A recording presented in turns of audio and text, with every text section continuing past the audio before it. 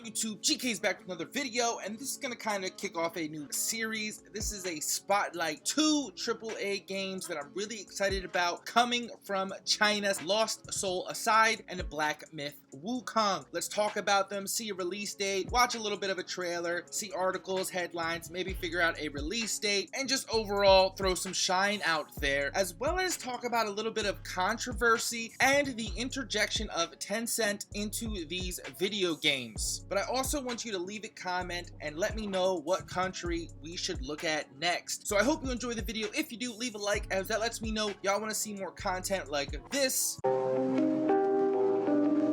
Yo, it's the Grown Kid Talk Show.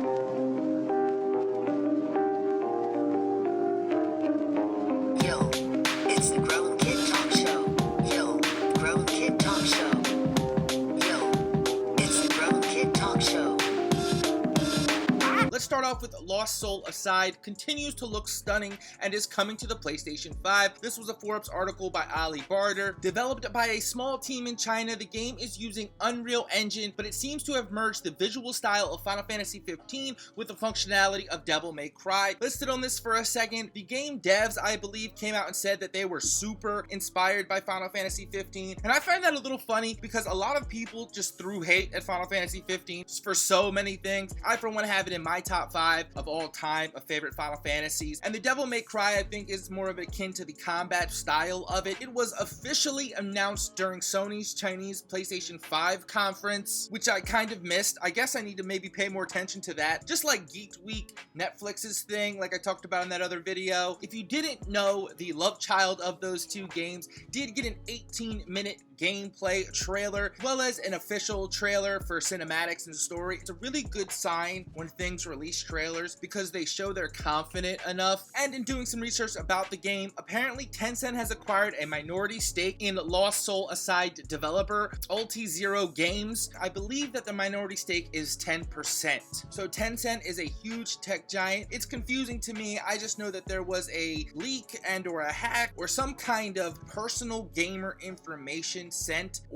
to or sent by, and Tencent was directly involved as being this kind of conglomerate for that information. I'm not very sure of that story, but I know that the reputation of Tencent isn't exactly super high, and I just thought it was interesting that they went and got a piece of Lost Soul Aside. Otaku Art had this article: when is Lost Soul Aside coming to the PlayStation 5? Lost Soul Aside is an upcoming action-adventure RPG from the sole developer and creator Big Yang that takes heavy inspiration from Final Fantasy 15, and after it went viral in 2016, so the game has existed for a very long time. This sole developer got offers from different gaming companies and finally partnered with Sony, resulting in Ulti0 Games Foundation. So we're talking about like one person who kind of started this thing, and it's grown. And I always want to show props to that kind of motivation and that kind of creativity. You can do whatever you set your mind to. I know the positivity coming right now is not what we're used to over here, but this is really dope. Unfortunately, the game has been again postponed. So I think it was supposed to come out this year, but was delayed. And now Lost Soul Aside will be released in 2022. The game was delayed once, and this is outside information. I didn't pull the article for this because they don't want to release anything with any bugs.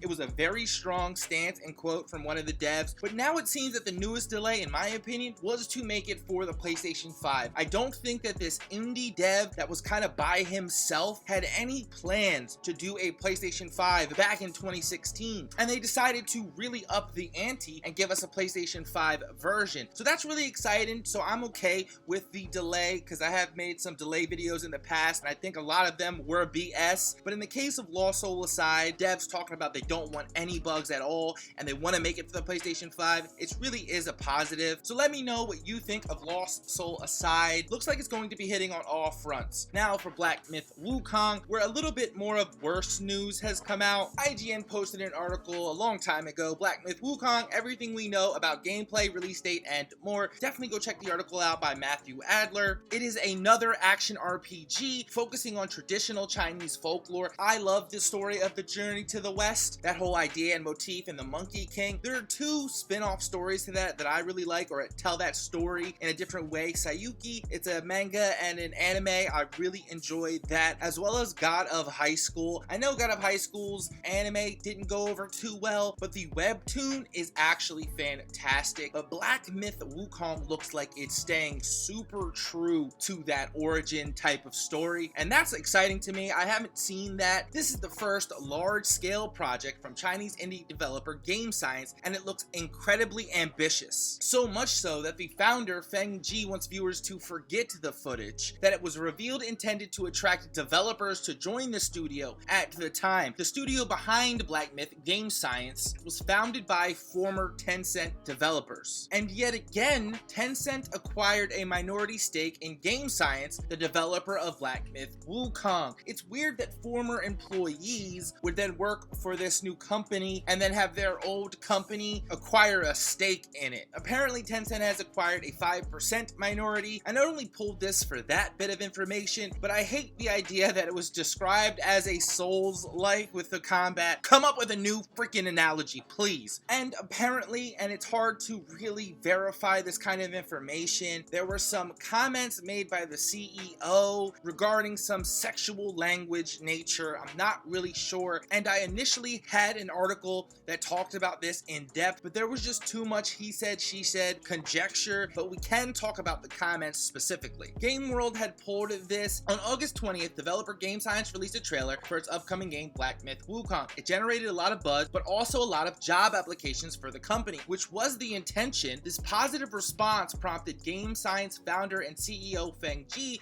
to remark that he had been licked so much that he could no longer get erected. In another post about the trailer, Feng somewhat inconsistently said, "Now I feel pressure in my pants." Now, in all honesty, I first took this as like a joke, maybe inappropriate joke, but I took it as a joke in that he started this thing, Black Myth Wukong, this company, probably got no love to start, releases this trailer, and now everybody's licking his bootstraps, being a kiss ass to the CEO to work for their game, and he's just kind of commenting on that, like, look how fake everybody kind of is. That's how I kind of took that, and since it's not really elaborated on that second part, now I feel pressure in my pants, again, I felt that was like kind of a joke from a kind of question and answer or an interview where he's like, now I feel a little bit of pressure, like I have to perform, this is going to be good, and I can feel it in my pants. Again, I don't know, and I can't comment on it specifically, but the word is that it didn't really go over too well. The story kind of got swept under the rug as I didn't see many other people mention it,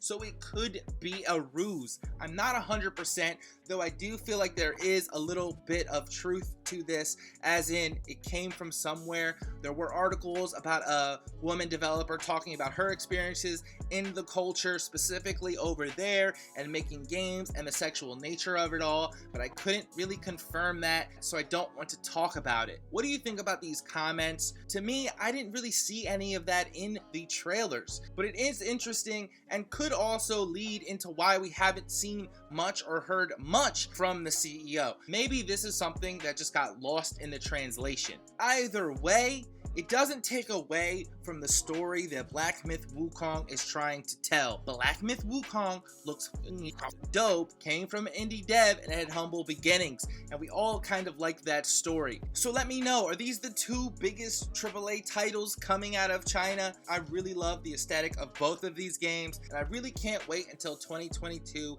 to play both of these. Hopefully by then, PlayStation 5s will be available for the regular person like me and you, and not locked away by this new gaming elitism. Let me know what country I should cover next. I'm the Grown Kid.